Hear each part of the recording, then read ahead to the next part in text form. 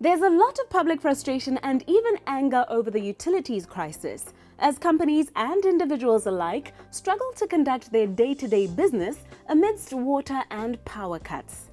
Everybody seems to have formulated some idea as to how the country has come to find itself in this position. Although the incumbent Minister of Minerals, Energy and Water Resources, Kitso Makaila, has done an admirable job in trying to field different stakeholders' concerns. True to form, he granted First Issues time to discuss the challenges currently affecting his ministry, a conversation we began last week by looking into the ongoing power crisis and the solutions being considered. Tonight, however, our conversation is focused on the water shortage as well as issues affecting the mining sector.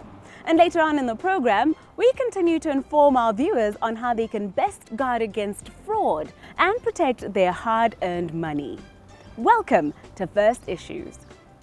Welcome back to First Issues as we discuss the ongoing water crisis, among other topics, with the Minister of Minerals, Energy and Water Resources, Kitso Makaila.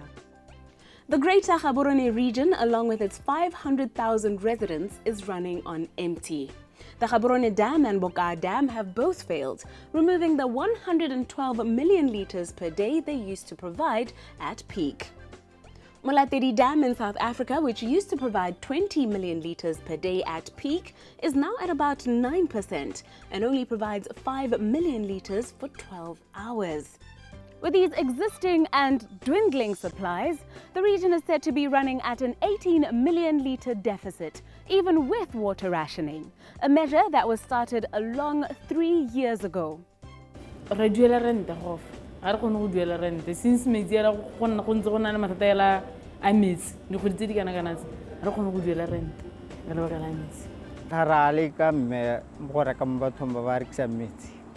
Elo ne dingalo nyana ka gore ba khona gore ba re ba etla e ba sa khone gore re tsonna go busedi customer re ba bolla ra rena metsi ha re tshwanetse go thatswa bana di uniform ana ba sekolo ene le mathata hela gore re reke metsi mo dishopong re sena one madi a go ka gore ka metsi go to gore re bate dikupu re tabogile ga borone o re bate gore ka bona metsi nte mme go mo go ramilela thata le dikgwebo tsa lwane setse di boela go mora go thata ka lebaka la lethoko la metsi. I had to go buy water at the shops. I had to go buy buckets so that I can save water, which has taken space in my house. And sometimes I don't even have to use the restroom because there is no water.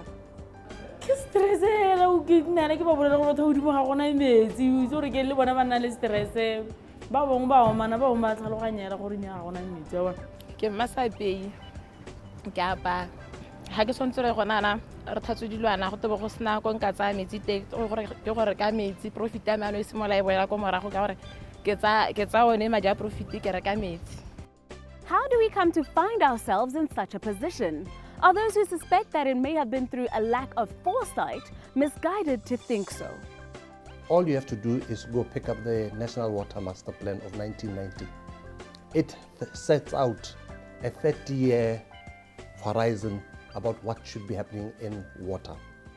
It envisaged the situation we are in. All we can be blamed for, which I have always accepted, is that implementation was slower than what was envisaged in the plan. So if you go back to the plan, it said there should be a North-South Carrier 2. But in that plan too, it said there should be a North-South Carrier 1 because it was evident there was more water and more rain in the north. And because of that foresight, we have the North-South Carrier 1, which is actually, at the moment, seeing us through this very difficult period. Yet another incident of great planning but poor implementation.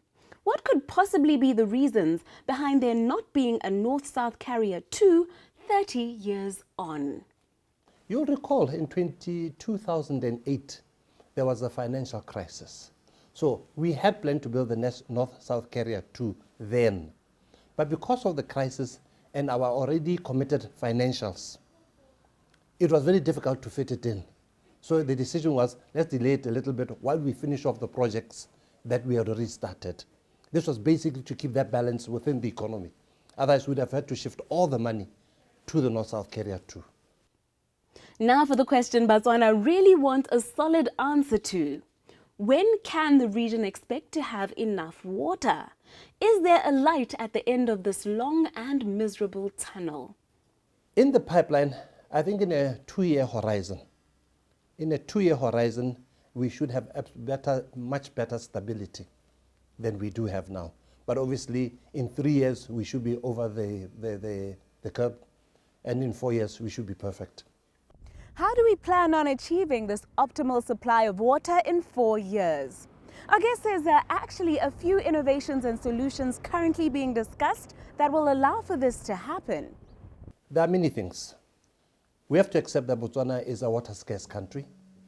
Water efficiency is one thing that we must now turn to. We must look at the recycling of water. We should look at capturing water coming off our roofs. We must look at how we use water efficiently in our own houses. Therefore, it could be limiting the amount of water we take to the houses. We must look at building designs. All these things are a suite of things that going forward, Botswana have to live with. Welcome back to the show. As in this section of our program, we discuss the mining sector with the Minister of Minerals, Energy and Water Resources, Kitso Mokaila. Yet another important sector of the economy that he is responsible for. Botswana's economy is so dependent on diamonds that a slowdown in demand for the mineral due to a troubled Chinese economy practically halved the projected growth of our GDP for this year from 4.9% to 2.6%. Inasmuch as the country looks to lessen this dependence on diamonds, it is also looking to fully capitalize on being the world's top diamond producer by value, an aspiration boosted by a 2011 sales and marketing agreement between global diamond firm De Beers and government to relocate the former's aggregation, sales and marketing activities to Botswana, part of ambitious plans to transform Gaborone into an international diamond center. A move that sparked a lot of excitement as Indian banks, Tiffany & Co., and diamond firms in Dubai, Tel Aviv, India and Antwerp looked for office space in the city. And locals as well invested in hotels and restaurants in anticipation of the activity to be generated by the move. But have the resultant outcomes met expectations, or was it a case of more hype than substance? First thing, you must see it from the point of view, the number of people who come into Gaborone and how many days they spend in Gaborone or elsewhere in Gaborone.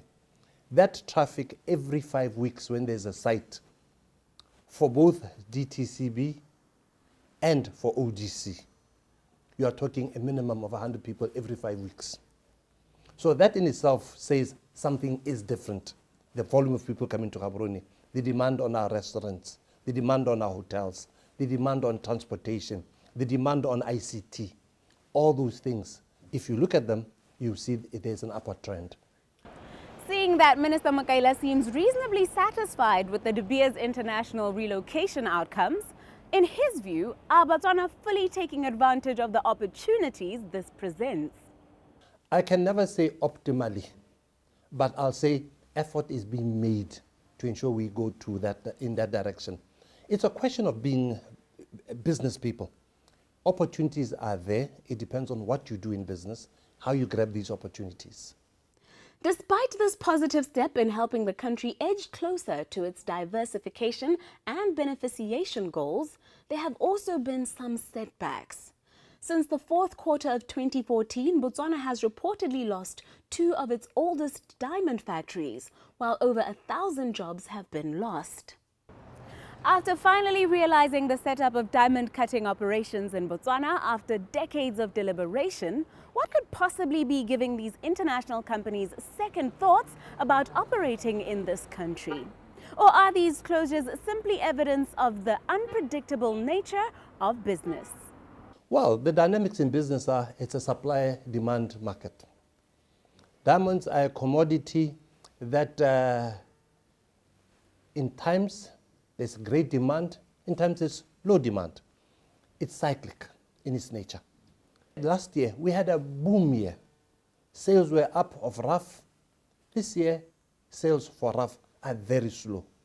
So it's something that we are learning. It's something that we'll have to live with.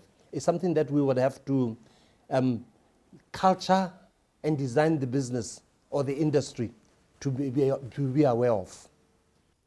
One can only imagine the pressure of being Minister of Minerals, Energy and Water Resources at such a time as this. A newspaper opinion piece even asserted that our guest is the most important man after the president now, as he is overseeing two very valuable utilities in terms of our economic growth and future through an unprecedentedly difficult time. That being said, what gives Kitso Makaila sleepless nights when it comes to the mining sector in particular? What gives me sleepless nights are commodity prices. Internationally, they are dependent on demand for them to be up, and when places like China slow down, then the prices go down, and when they slow down, mines can't then do what they have to do, which is dig the material and sell it. So that is what is really a painful thing for me. Botswana, as we said earlier, is the world's top diamond producer by value.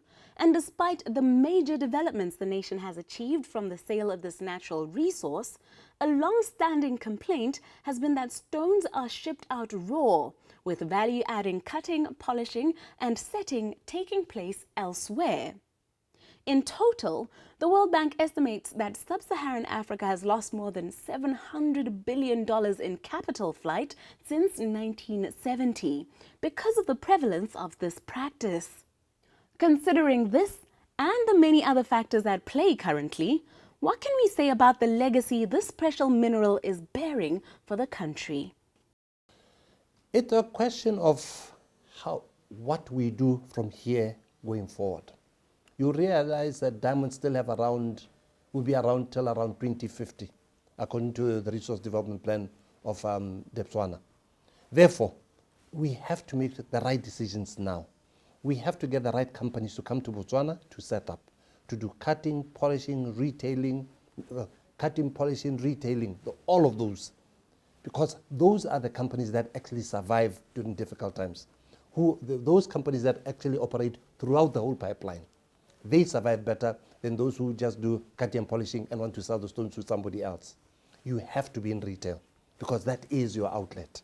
Well, outlet for retail is in Europe, it's in America, it's in China, it's in India. So that's where. So you need to have companies that have outlets in all those areas. And that's why I was specific, saying you need companies who do the cutting and polishing, they have to do the jewelry, and they have to do the retailing because they already have outlets where there's demand.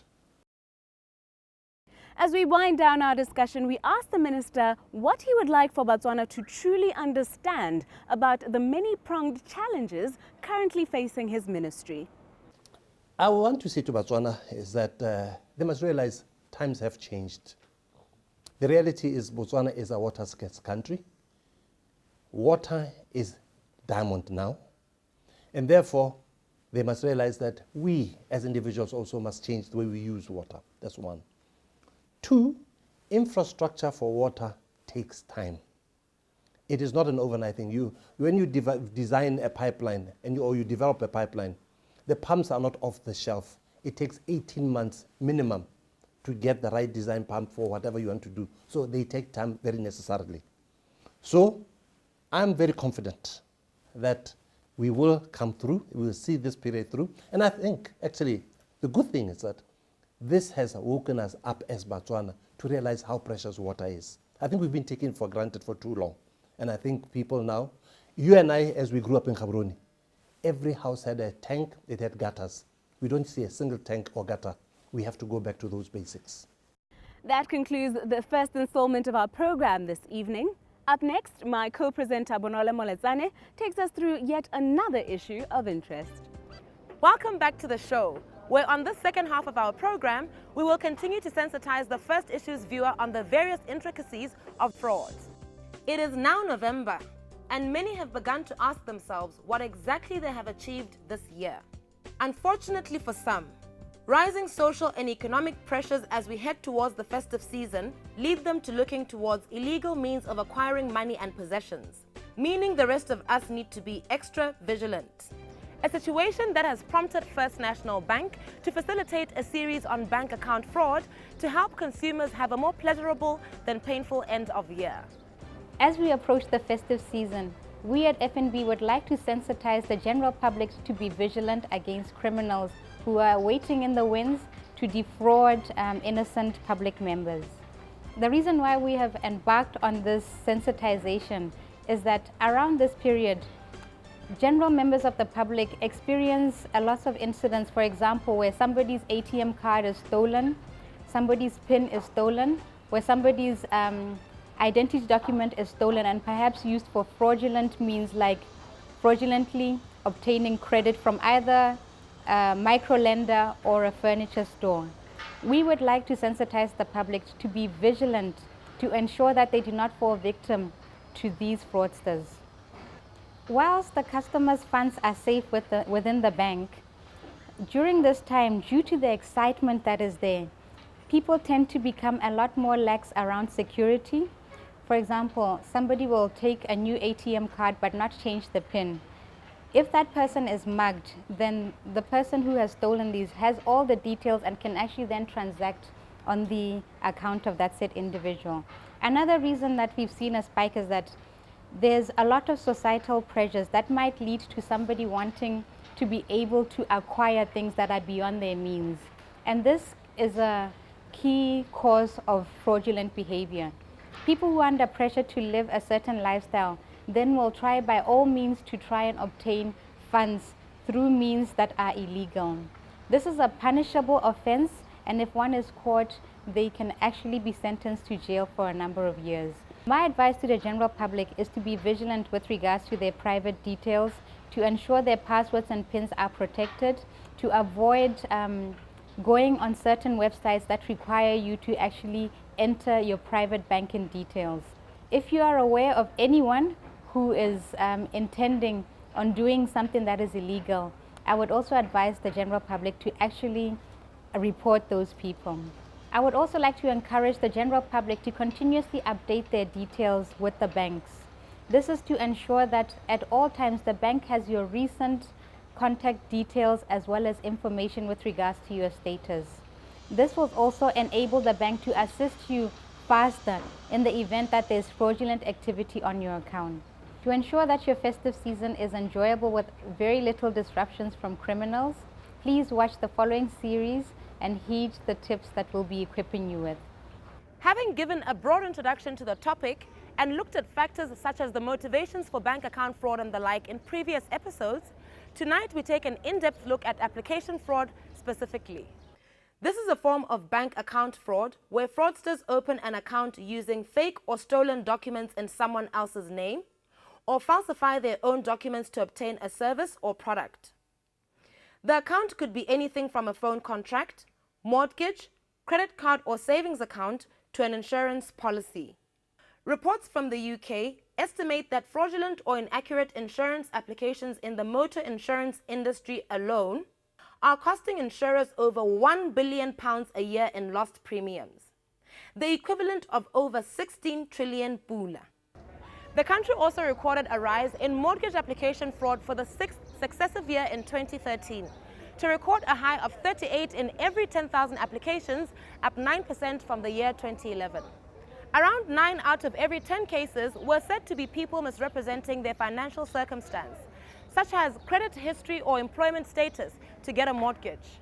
The rise in mortgage application fraud was attributed to the ongoing squeeze on household incomes and benefits, and the stricter credit and lending criteria imposed by financial service companies in the UK. Nearer to home, the South African Banking Risk Information Centre, SABRIC, reported that the losses incurred in application fraud rose from 6.2 million rand in 2013 to 78.3 million rand in 2014. As you can see, application fraud presents a continued threat to the banking sector, business and consumer. If someone uses your documents to commit a crime one day out of the blue, you could have to defend yourself for a crime you did not even commit. And as pressure continues to mount on consumers, businesses attempting to cash in on festive shopping may find themselves victim as well to ever-inventive fraudsters. Khorata Seboko, someone whose business it is to stay on top of such illegal activity, joins us again tonight to tell us more about the threat that is application fraud. Fraud has evolved from being committed by normal or casual fraudsters to being committed by fraud syndicates.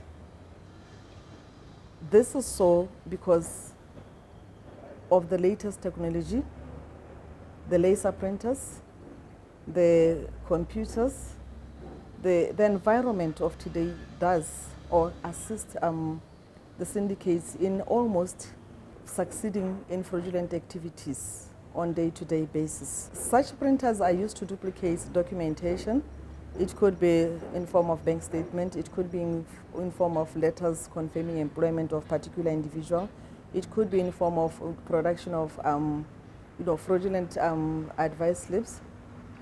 It could be in the form of reproduction of bank statements that more often than not are used to support any financial, or any application for any service that the individual would want from any service provider. This affects even the business community. Now, the sad reality is fraud is an unpredictable activity. You never know when it is going to happen, how it is going to happen, and who is going to do it. So the whole intent and purpose of our being here is to sensitize the business community out there, the members of the public, to be alive at all times that fraud does happen. Fraud does affect us in many ways. This is so because every day, any organization may be faced with such fraud happening in the space. Why? Because individuals or fraudsters would walk into the business to apply for any service that may be provided. Say, for instance, a furniture store. A fraudster would walk in there to apply or to wanting to buy furniture, very expensive furniture for that matter. And the information that the fraudster provides can either keep the business afloat or sink it. So as and when we deal with such, whoever deals or assesses such applications at any level, the business community especially, should be able to learn to interrogate information that is presented to him or her. The information that is provided by the individual, handwritten application, so to say, and maybe an existing profile with such, that if I come in to say, here I am from address so and so, I work at the particular organization, I'm in this and that. It's important that as a business, you interrogate this information fully, just so that whatever information or whatever decision you make must be informed by information that has been presented to you. There is still much more to be learned on this subject. When we return next week, we will enlighten you on yet another method that fraudsters have devised to try and part you with your hard-earned money. Until then, from myself, Bonolo Moletsane, the rest of the First Issues crew, our sponsor First National Bank, we wish you a good night and remind you to be vigilant with your personal information.